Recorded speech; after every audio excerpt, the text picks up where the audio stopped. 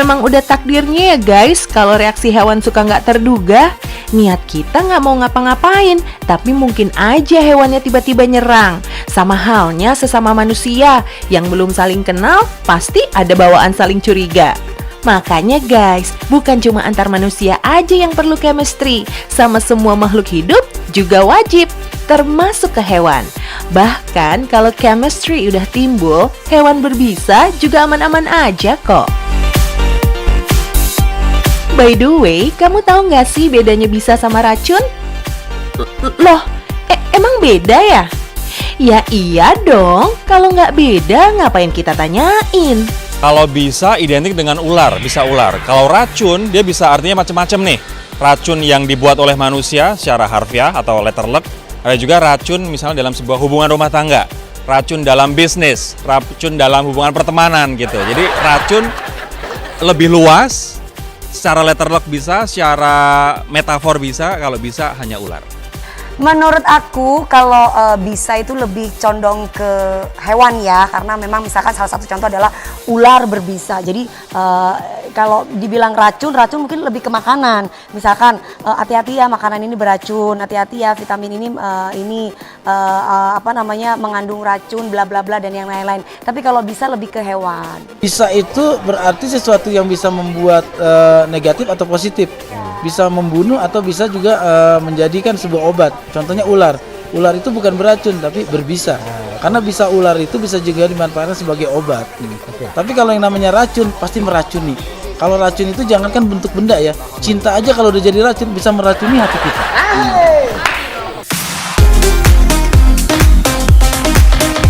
Racun dan bisa memang sama-sama zat yang berbahaya guys.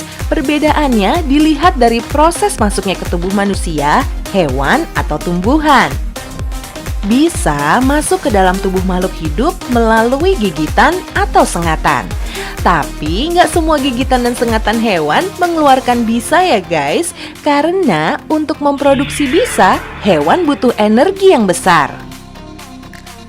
Sedangkan racun menimbulkan efek melalui sentuhan kulit atau permukaan. Efek racun juga bisa timbul akibat terkonsumsi. Selain pada hewan, racun juga terdapat pada tumbuhan atau benda-benda yang udah terkontaminasi. Anyway, ada satu hewan nih yang tampilannya sangar, berbisa, tapi penggemarnya juga banyak. Eits, ini bukan laba-laba ya, tapi tarantula. Laba-laba dan tarantula memang saudaraan guys, tapi nggak semua spesies laba-laba adalah tarantula. Kalau tarantula udah pasti keluarga laba-laba. Perbedaan yang paling kasat mata adalah ukuran fisiknya. Tarantula lebih besar dari laba-laba serta punya bulu yang agak lebat. Beda dengan laba-laba, tarantula menggunakan jaring hanya untuk beristirahat dan berlindung. Sementara kalau laba-laba memanfaatkan jaringnya sebagai perangkap mangsa.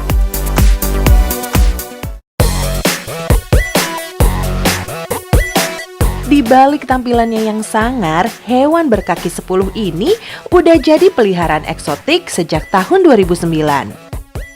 Karena antusias warga yang hobi makin banyak, jadi kesempatan buat narik cuan nih, terutama bagi importir dan pecinta hewan buat menjual serta berternak tarantula. Gimana nggak menggiurkan guys? Sekali beranak, tarantula bisa menghasilkan 200 sampai 300 ekor anak. Banyak banget kan?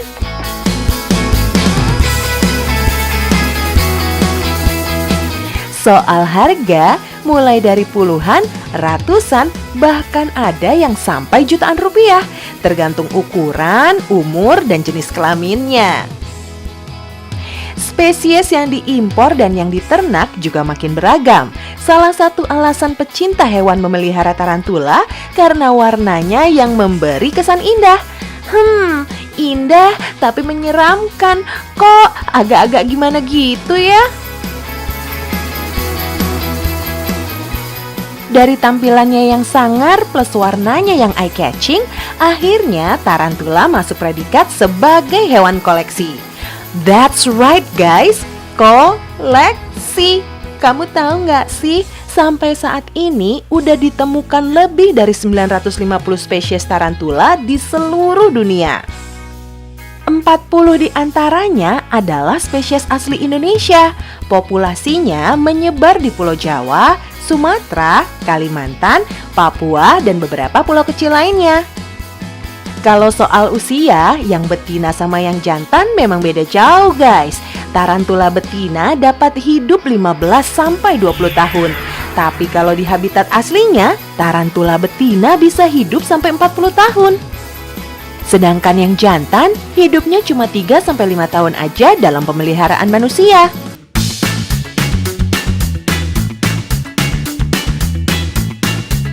Serem tapi memang punya keunikan sih guys, terutama dari bagian tubuh, perilaku, sampai ketika menyergap mangsanya. Tarantula yang dipelihara Mas Hadi di rumahnya di Malang, Jawa Timur rata-rata tergolong sebagai tarantula low venom. Maksudnya memiliki kadar bisa yang rendah. Tarantula low venom layak dijadikan peliharaan di rumah karena perawatannya tidak sulit. Tapi yang perlu diperhatikan adalah bulu-bulu halusnya guys.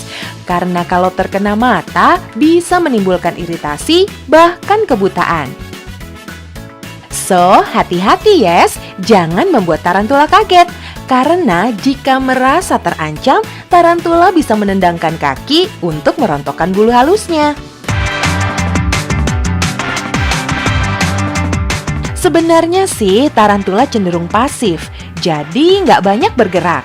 Dan kamu tahu nggak sih, ternyata rangka tubuhnya itu rapuh guys. Jika terjatuh dari ketinggian, bisa dipastikan tarantula akan tewas.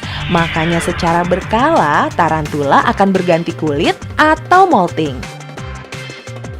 Oh iya, untuk perawatannya gampang aja kok. Cukup kasih makan 2 kali seminggu. Beri makan serangga kecil seperti jangkrik yang hidup agar tidak kehilangan insting berburunya. Untuk kandangnya cukup dikondisikan seperti habitat aslinya. Jika aslinya dari gurun, buat kandang yang kering. Jika aslinya hutan basah, usahakan kandangnya lembab. Yang penting sering-sering dibersihkan aja.